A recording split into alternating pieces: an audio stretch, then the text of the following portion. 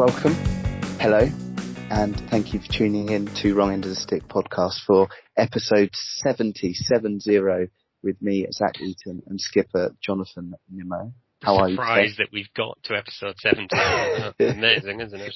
Each one is more and more of a surprise. It's amazing, but we've got some exciting stuff to talk about. We've got records being broken, we've got the Ashes, we've got all sorts of fun things, and we've even got a little bit of Ask the Umpire today. So, jam-packed. Yes. Remember the name of the features. I know we haven't done it for a while, but, yes. I remember it. Yes, I will. Maybe edit that out. And oh God, no. If we had an entirely back. competent episode, people wouldn't believe it. So there's no sense in doing that, is there? That's madness. Madness. Well thought out and planned today, thanks to this. A little bit planned. Well, less planned and more just a thought of a few things we can talk about. That's pretty much it, really. It's to say planned, I think would suggest a little bit more than we've actually done. But that's all right. Yeah. But shall we dive straight into the Ashes squad? Because obviously we are very much English cricket fans, as if people hadn't guessed that already. Mm-hmm. And this week we have had England's touring Ashes squad announced.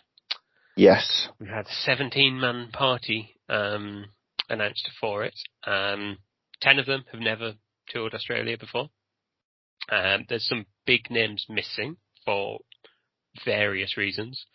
But what I thought we could do is go through each of the players that have been announced that are in the squad, maybe give them a little ranking out of 10 between us, and who we think is going to do well, who's not going to do so well, who we've got hopes for, who we haven't, and then give a bit of a run through of the squad. I mean, we will do a full Ashes preview episode at some point further down the line, but this is a kind of a bit of a preview of that, and a few. I suppose before we dive into that, we should probably mention the names that are not there.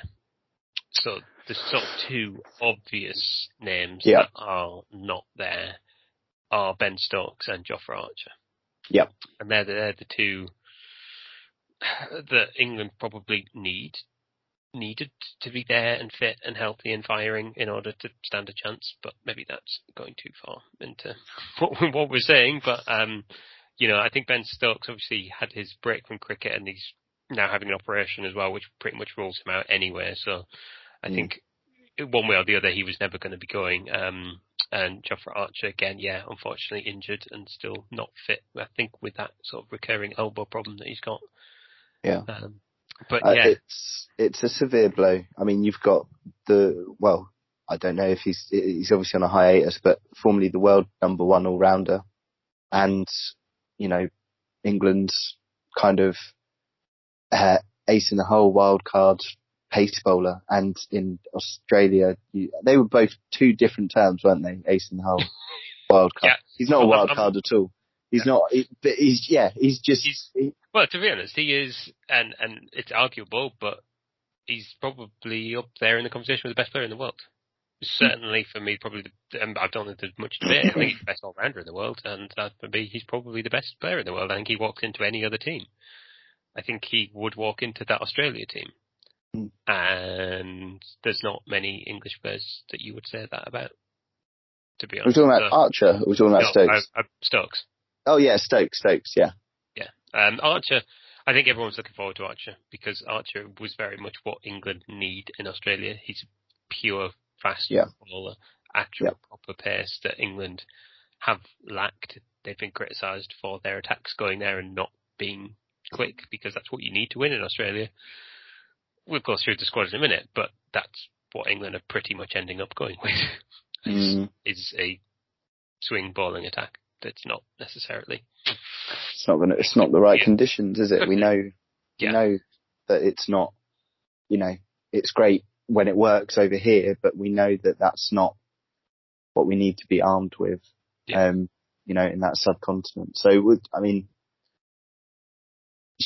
should we have a look at the team and let's go through the actual players who are in it there. So let's start out, and then we're going to agree between us what ratings we think they should get. So first up, Jimmy Anderson.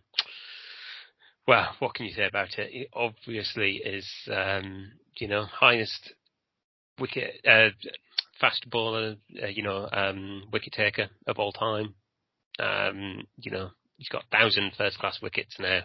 But he is also 39, I think, 38, 39, I think he is.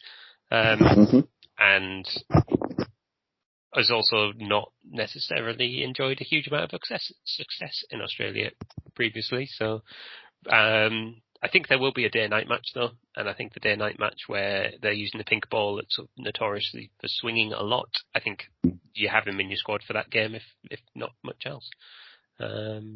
Yeah. So, yeah, I mean... it's a 7.5, isn't it? I think. And that's because it's overseas. That I he'd think lose a point and a half. England, it's much higher, but yeah, that seems like fair. I'd probably nudge to 7 because I'm not convinced, but he's still got skills with the ball, and as I say, he's very good. It's in the right conditions, he's very good. It's just not going to find those conditions in Australia. Yeah. Right, next up, I'm going in alphabetical order here, if we couldn't tell. Johnny Bairstow. Johnny Bairstow. So he's, generally speaking, has not been wicketkeeper for the last little while. So he's kind of lost his spot on that one, but has still been picked for, for his batting abilities. So, Josh Butler's kind of stolen his gloves, so to speak, but still there for the batting. Had a reasonable summer. Not amazing, but a reasonable summer, I think. Mm-hmm. He certainly found himself in very early with Joe Root a lot of times over the summer against India. And, what's your thoughts on? Well, I mean, I think some of the test matches I've seen him over the past couple of years, it's I don't know if it's been a bit lackluster, and I know there's been little bouts of injury and little bouts of kind of being out of form, but I mean, there's nothing that's been, kind of really outstanding, has there, from Bairstow it's been a hot minute since we've seen, him kind of getting those centuries and. Yeah, he's got previous. He got century in Australia before, in Perth, I think. So he's got 4. He's got previous in Australia, but yeah, it's not inspiring. I don't see him batting England to victory, to be honest. He'll be there to contribute. He will probably average 30 odd and do okay, but I don't know. It's a solid 5 for me. I'd agree. Yeah. Yeah, definitely middle. Next up is Dom Bess, so sort of young spinner. Not had huge amounts of opportunities over the last sort of couple of years. Moved to Yorkshire domestically this year and has been playing, been doing well there. Got 7 for 43 in a domestic game, which is pretty damn good. Best Yorkshire spinner figures for a long time. But he's a spinner in Australia and he's probably going to have minimal impact, I would suggest. For me, spin is massively an area where England are lacking any sort Absolutely. of players. And I don't see him having a major impact in Australia. It's difficult. I think, did we see him in the Pakistan series? Is that where he was? Okay, you mean the India one? The Pakistan one was cancelled. No, the one. The one. The game's out. I'm trying to think when his last test was. I'm not sure. I'm trying to think as well, but I haven't seen that much of him, and I definitely haven't seen him in international kind of matches where the pitches are a bit drier. But I wonder if that kind of works in his favour. And I mean, spin's never been something that is really, again, like outstanding and something that we are missing in the England squad. I don't think any of the spinners there are doing well. Was it Jack Leach as well and Dom Bess? I think I don't know.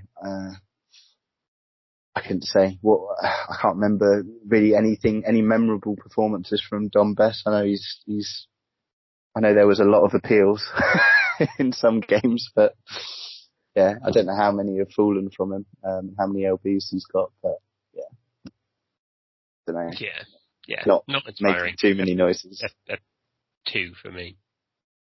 Yeah, I'd probably say. I don't expect him to have any sort of impact, really. I'd say like 2-3, I reckon. Just because he's young, and I'm hopeful that he brings something to it. He's got potential, but I just don't think this is his series for him. Right, very much not young or full of potential, but elder statesman of the team, and I say this, I think he's still younger than me, which is depressing. But Stuart Broad, obviously been there, seen it all, done it all, had some phenomenal performances in his time. On his day, it's absolutely unplayable. But a lot of injuries lately, and so we've not seen a lot of him, but he is going to be, he's important to have there, and I think he brings the aggression that you kind of need in an Ashes series. Yes. But yes. What's his form like going to be like? I have no idea. But I think I'd be more inclined to put a quid on Stuart Broad over Jimmy overseas and in the Ashes. I think with that kind of aggression that he has, and I think just a bit more pace, a few more bounces, a bit more kind of, I would give Broad probably an 8, because I think he is probably likely to retire before Jimmy, in my eyes. I think this might well be Broad's last kind of Ashes, as opposed to Jimmy, who might well be around. I mean, I could see it being both of their last ones. I mean, the ideal ultimate ending, isn't it, is the 5th test, the series is tied 2 apiece, and those two take like 20 wickets between them. Both walk off with a 10-fer and or announce their retirement straight afterwards. I mean, that's the ultimate fairy tale ending that is absolutely never going to happen. So, I'm not expecting masses from him, just purely because he's been so lacking in play. I don't know. I give him a 6. I think he'll take some wickets in the games he plays. I don't think he'll take a huge amount. And I think we've been too generous with what we said for Jimmy Anderson early on, but there you go. Yeah, I'd put him on par with Jimmy, I'd say. I think the pair of them, Okay, I'll give them both a 6 then. Fair enough, yeah. I'm looking forward to seeing that combo in Australia. Yeah. I know, it's not their conditions, but I hope that they can bounce off each other and just be a really dramatic attack. I know we're missing Archer, but we have got some other kind of pace elements there that we'll get to. But yeah, I'd match them. I'd have those two as a par. Okay. Hopeful. Next one, we're back to the batters. Rory Burns. So Rory Burns, he's been sort of solidly in England's opening partnership for a while now. He's done all right. The thing is, he doesn't really set the world alight, but he doesn't. For an opener, yes, he has some failures, but every opener will. And I don't know. For me, I don't see who else England are going to open with. However, I also see that he's going to be part of a top order that's probably going to fail more often than it succeeds. But I don't know. He used to really annoy you with his sort of technique and style, didn't he? Looks a bit like a pirate. It's not his technique is very swashbuckling. I like that. I do like that. But it was it's the real chin over the shoulder and the real really straight back and kind of already triggered kind of pose. It looked like a Picasso at times when you're looking down the camera. But for me, out of the names that we've got here, I think this is Burns' time. I think we've seen him put out some wicked performances for England and really show some grit. Maybe not to the levels that we've seen other players and kind of other legends, but I think this Ashes is his time to really shine. I think he's got that potential there to really dazzle us with some with some good innings. So I'm hoping. So I'm going to give him an 8 from me. An 8? Wow. An 8, yeah. I've got hope. I was giving him a 6 again because I think it'd be good. I think it'd be solid, but I don't think it'll be spectacular. I don't think he's going to win any games for England. I don't think he's going to be the player that goes off and wins them. Yeah. Remember I said this, everyone, because I reckon he's going to give Sam Smith a run for his money in some of these innings. Steve Smith, not Sam. Sam Smith is going to sing some songs at the same time. Steve Smith. I mean, I'd love them to be playing Sam Smith instead of Steve Smith, but there you go. England might stand more of a chance at that point. Right, Josh Butler, so vice captain, but never toured Australia. Interestingly, despite the fact he's been around a long while, but not had a lot of success with the bat. I mean, doesn't play a lot of red ball cricket outside of the Test team. And yeah, then had some time off because his wife gave birth, so not been around a huge amount. He's always that player that I always feel that has that potential to be a perfect wicketkeeper batsman for England. That counter-attacking, really aggressive, a bit like Adam Gilchrist used to be for Australia. He's going to come in and you're always going to fear him because of what he can do with the ball. But more often than not, he ends up not doing that, and I don't know. That's what we need to get him into form. And there's sometimes when he comes in, I mean, a lot of the times England's top order isn't stable enough, and he ends up coming in far before he has any chance to do that. But he's got the ability. He has shown previously he's got the ability to sort of grind out results and then start to let his shots go a little bit later on. But I don't know.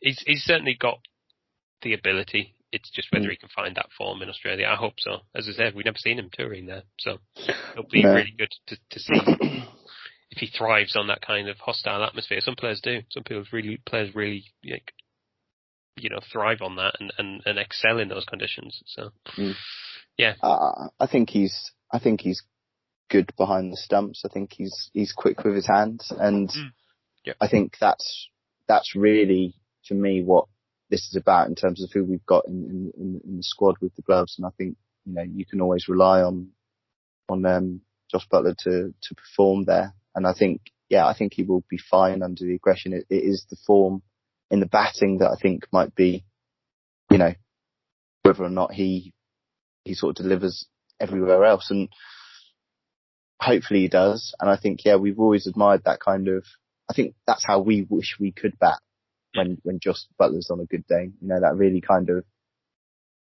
reverse sweeping, kind of smacking it about, really kind of fearless at the crease. And the player I wish I could be is coming up in a couple of players' time, but there we are. We'll talk more about that when I get there. It's the player you wish you could be. I want to be that grinding out results, blocking people into submission kind of player. That's my ultimate aim. Become the wall and just that's there we are. He's definitely the player all the kids want to be on the playground. Yeah, I hope he does well. I hope he does well. I'd give him a 7. I'd nudge him above the others so far. Yeah, I think I'd agree. I think 7's a good shout for Jeff. Okay, Zach Crawley, your namesake who can't spell his name properly, as you say.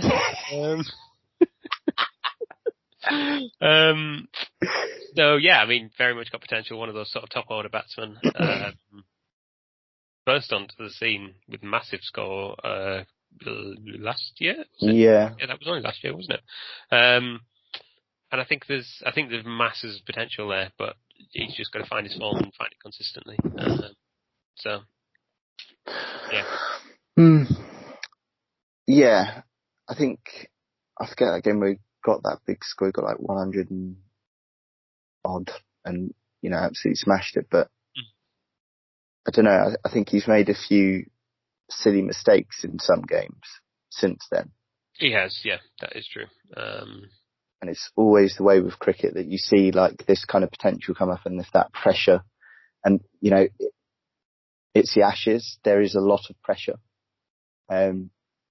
Probably one of the most intense, series that on the international kind of stage, really. And he is quite young. And I wonder, I think he's got loads of talent and loads of potential. And, people are like, he's in there, big tall batsman, like coming out swinging, good, like all round sort of game. But is that pressure going to get to him because he's relatively young and this will be his first Ashes? That's the thing that I find it difficult to score this one because I think he's either going to come out with a 1 or an 8.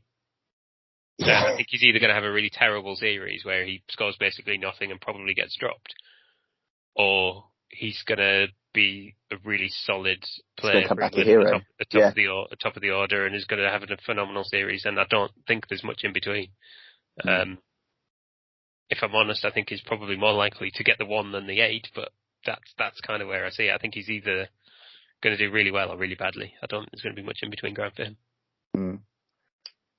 Yeah. Do you want to give him a score? Or should we leave it vague? We can leave it. I'm going to say, I'm going to give him a 4. Go with the average. Yep, that sounds fair. Give him a 4. Okay, next up is my hero, baby boycott. Hasib Hamid. He's not really, but he's played. We've championed on this podcast for a long time, and he's only this one that he got injured, didn't he? And he got injured. Came on to at 19. He was touring India and had a phenomenal series. Got injured, then just never found his form. Had to move counties and stuff, and then we were talking about him potentially coming back towards England, and then England picked him the next day, and I was like, that's insane, and also too soon. But he's come on and he's done all right. He's had some failures and he's had some successes-ish, a bit like Rory Burns. He's got like a few 50s and 60s, but nothing amazing. But he's starting to show signs that potential that he had is there, and it's a question of what's he gonna do. But he's done it in India, which is probably arguably as equally as a hostile environment. So if he can take that kind of form to Australia, it's definite potential there. Again, I'd probably go with a 4. Yeah. I haven't seen much of him. I know you've been keeping track of has always coined him as someone that should be in the team as well, so pinned him. So yeah, I'd agree with that. Next one we probably won't spend too much time on. He's probably not going to make the team, but Dan Lawrence, he is likely there as a squad player. He's a batsman. He's young, and Alistair Cook is a big fan of him. Apparently his temperament is very good. I've not seen much of him play, to be honest with you. Played a little bit and then got dropped over the summer. Made an unbeaten 81. Did pretty well. Did well in the series against New Zealand, but it's going to be too soon for him. So I don't think he will have an impact because I don't think he'll get the chance. So I'd give him a 2, but mostly based on the fact that he just won't get the opportunity this time round. Next time will be his series. Jack Leach, famous Jack Leach, the most impressive 1 not out ever. In the Ben Stokes' Headingley miracle in the last time the Ashes were around. Again, much the same as Don Bess. I think it's going to be like a 2 or a 3 for me. It's not high because it's spinners, and you have to be a world-class spinner to make a impact in Australia, and I don't think he's there. I think he's probably the best that England have got, but that's not enough. I'd agree. David Milan, who is back in the team and doing pretty well in the. So he came in as number 3, making some big scores domestically, and so back in the team again. He's not had a huge amount of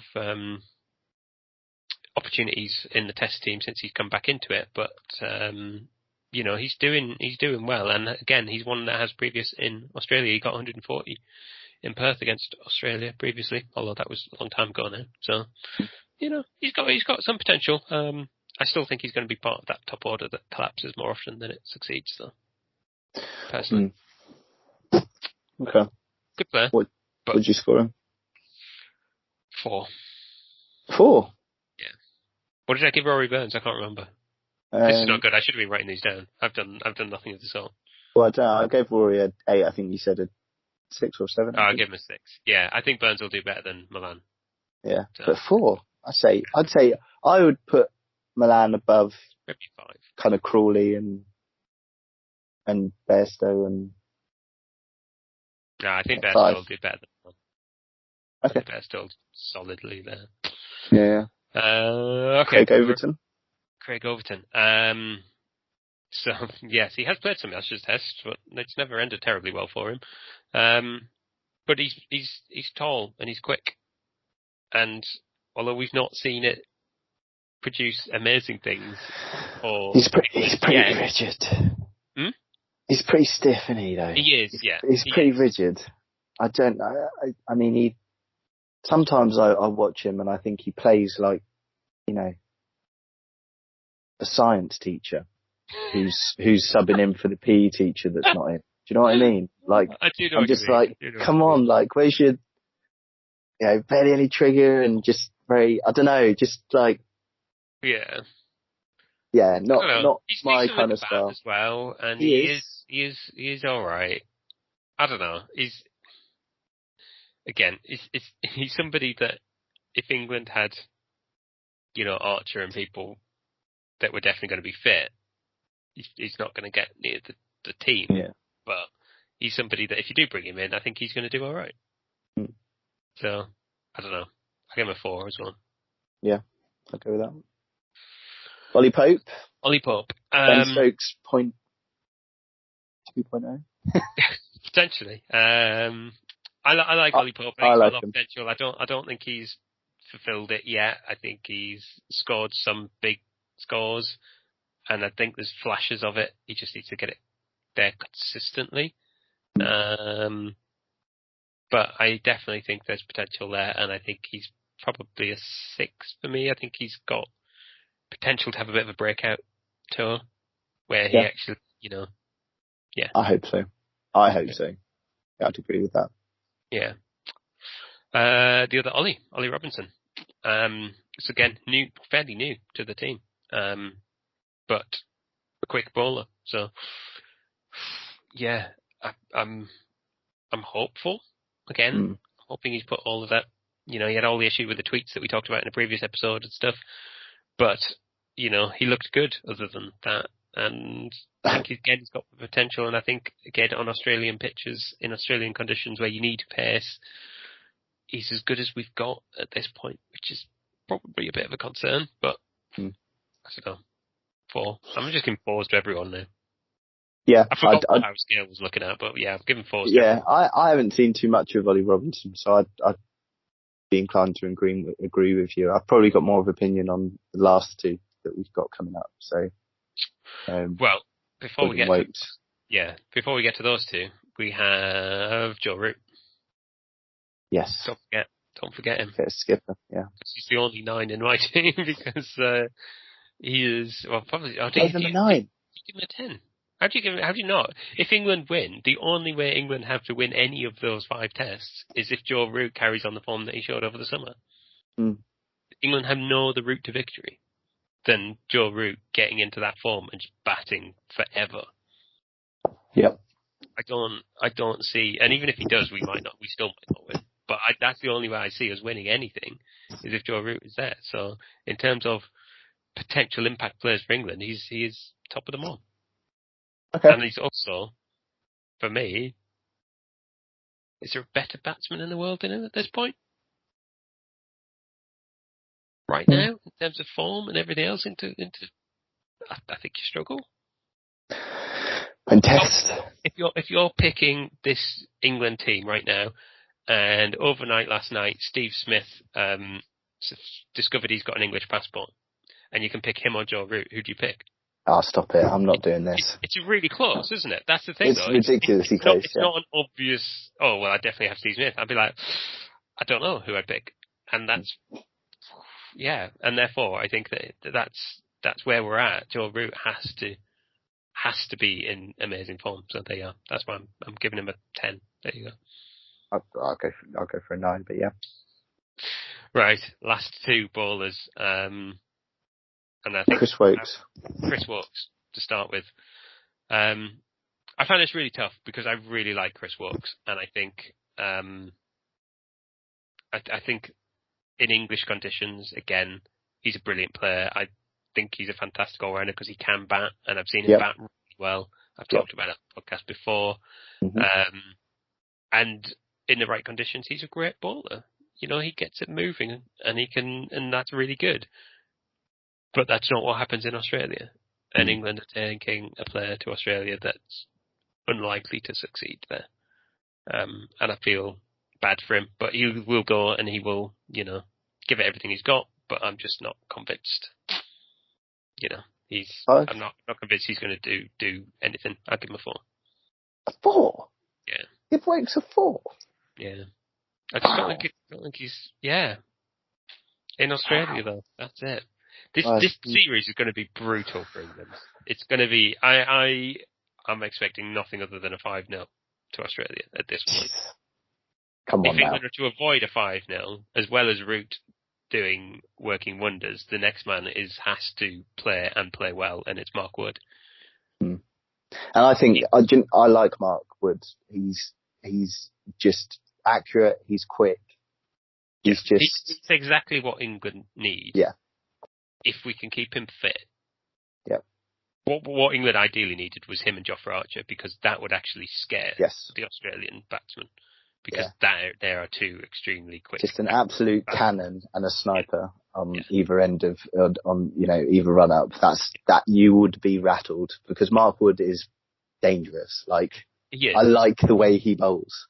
My slight concern is that we don't have anyone that's going to back him up, and bowling very much works in pairs. If you've got him who's really looking dangerous on one end of the pitch, but you've got, I don't know, any of the other England bowlers who are not doing it at the other end, you've got Craig Overton or Chris Wokes or any Broad is not in good form and they're leaking runs at the other end. It takes the pressure off, and then all Australia are going to do is block Wood out until he gets tired and injured, and that's going to be where England struggle, I think, is to take 20 wickets in a Test match. But I think Wood will, if he's fit, Wood for me is England's top wicket taker. If he stays fit for long enough. I hope so. Yeah. So really we're relying on Root, Wood and Burns and some standout performances from Bairstow and Anderson, Broad. Yeah. Okay. I think it's going to be really tough though for England. I really do. Well, shall we have a look at the Australian team next week? Have they released their squad yet? That's like a plan. Yeah, that sounds like a plan. I don't know if they'll announce their squad in the same sort of way, but we can go through who the likely players are, even if they haven't made that announcement. But I still think it's a good team from England in terms of the players that they might have missed taking because of all the COVID restrictions and everything. It could have been a lot weaker team. However, it's not strong enough to compete for me. But we'll have a look at the Australians next week and we'll see what we think of them. Sounds good. Right. Shall we move on? Yes. We've got two other more positive bits. Not that wasn't positive, but we've got two more positive stories in the news over the last week or so. And the first one is a record has been broken. The youngest player to ever hit an international century. What? I know. 16 years old and 0 days on an actual 16th birthday. Amy Hunter gets 121 for Ireland. 121 not out, I should say as well. It's in a 50 over match, which is just insane. And helped them on the way to an extremely comfortable 85 run win over Zimbabwe. But amazing. Record. At 16 years old as well. Absolutely crazy. That is just mental, isn't it? 100 and what was this? 120? 121 not out. 121 not out. Yeah. One day. I know. I mean, she didn't open the batting either. She didn't come in to start. She came in number 3, so she wasn't in for the first 8 overs? Yeah, she came in midway through the 8th over. I was like, and still hits 121 not out. I was like, man alive. That is some talent that she has. I'm going to have a look at the highlights of that, because I bet she was smacking Zimbabwe all over the place. I bet the crowd were loving it. What a thing to witness. I know.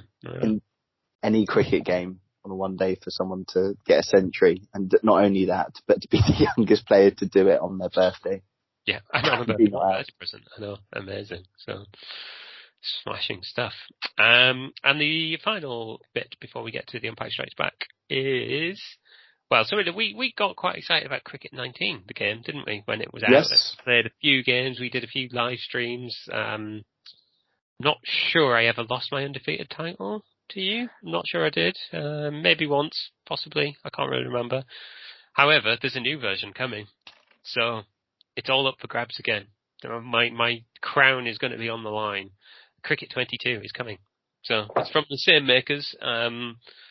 It is going to be out next month, so just in time for everyone to get excited and think about the Ashes and, play that early in the evening when you're waiting for like 2 a.m. start times for the Ashes to get going. But it's going to be. There's new bowling and fielding controls, and there's all kinds of things that they've said. It looks, in terms of the graphics and stuff, it looks a lot better. So it'll be really interesting to see what that is like to play. So when that is out, we'll be purchasing. We'll set absolutely time aside. We will get a bit of Cricket 22 going.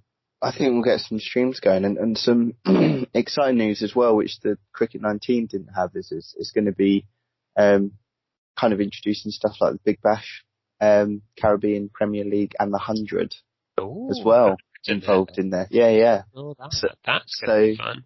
Yeah, that's all good things to excite about. I hope they have tuned up some of the mechanics and controls in the game. I'm not making excuses. There was some definite glitchy stuff happening in Cricket 19. I do remember, and I'm pretty sure it evened itself out, where I would literally destroy your stumps, and then you would run, and it would just count it as a run for you. And I was like, well, what?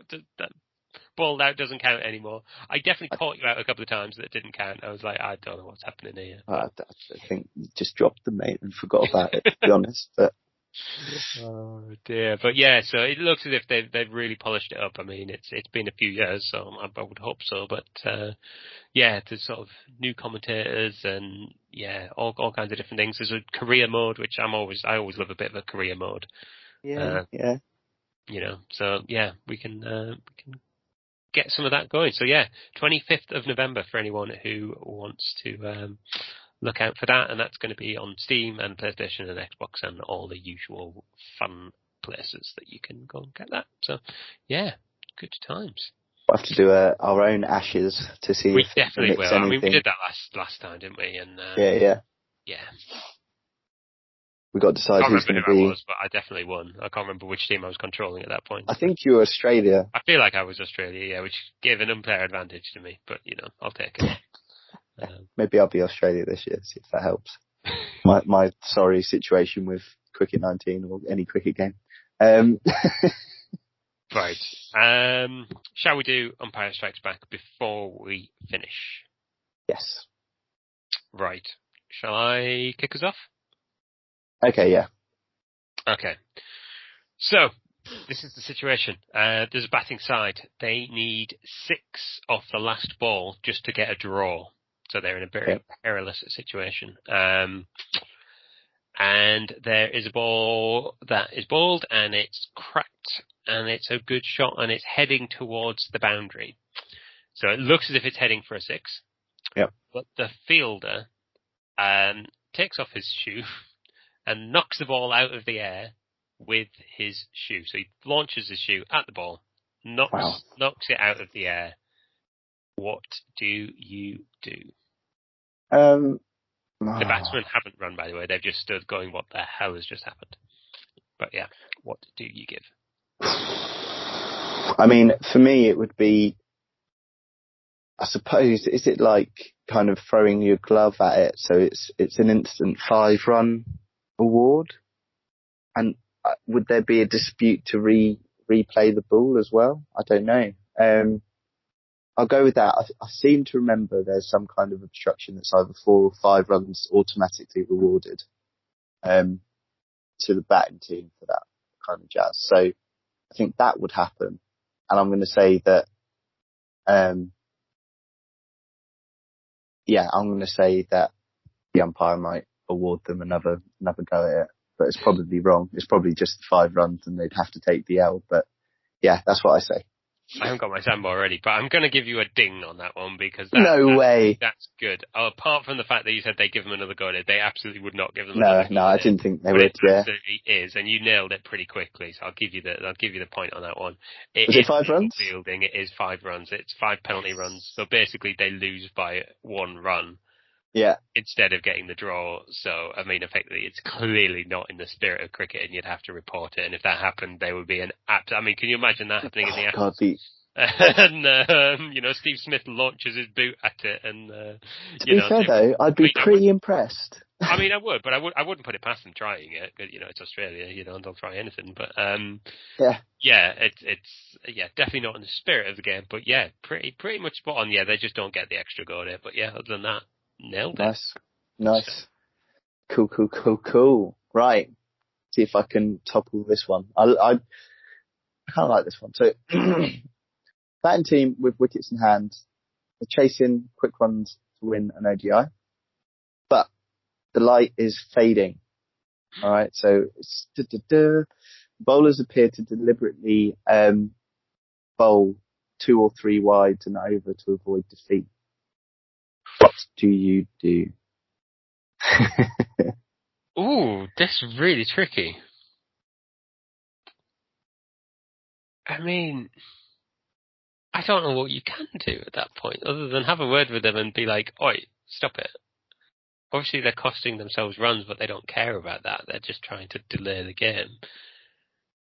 So I know like teams do get penalised for like slow run rates and stuff at some point, but I don't know if the umpire himself can do anything in the moment of the game. So I think have a word, tell him it's unsportsmanlike conduct or whatever it would be, but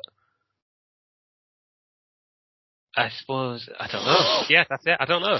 I am stumped. Wow, are you stumped? I'm seemingly stumped as a throwback to our rolled features, but yeah, I'm stumped. I don't know what I would do at that point. Okay. Enlighten me. So it really is just about, at that point, it's just about protecting the spirit of the game, and you can't penalise the bowler for, if they appear to be deliberately kind of, bowling wides. But what you can do as an umpire is start saying, as long as your colleague, the official that you're with, and the batting side are continuing to play over the stated finish time, then that's something that they could facilitate to mediate that if they believe it is, and obviously to have a word. But there's not a lot that you can do apart from say, well, we know that they're not playing fair, so we'll move to finish time. That's pretty much it. So they can't. There's not a lot that they can do, really. No. Wow. Yeah. I sort of half got that right then. I'll take that as a half a victory. So. You can take a half a victory. That's fine. Yeah, I've won this week's, but I'm definitely taking. Yeah, I'll give you that. Although you hedged at the end, so I did hedge. Yeah. We'll call it a 0.5 versus 0.75. How about that? All right. Yeah, I'll give you that. Oh dear. Right. I think that does. But thank you so much for listening, everybody, as we rambled on about cricket, as we so often do. If you would like to get in touch with us, give us your verdict on the England Ashes team in particular. Yes. Do that on Twitter. We are on there more often than not. So on Twitter, we are at Wrong End Podcast. We are also on Instagram at Wrong End Podcast, or you can email us wrongendofthesick@hotmail.com. Don't forget, there is merch that you can buy, which I always forget to plug, but there is. Please click on the link in the description and you can go and buy some t-shirts and mugs and face masks and all kinds of stuff from there. Socks. Socks. Yeah, you can definitely buy socks. And other than that, we will see you in a couple of weeks' time. So, thanks for listening, everybody, and we'll see you next time. See you next time. Bye. Bye.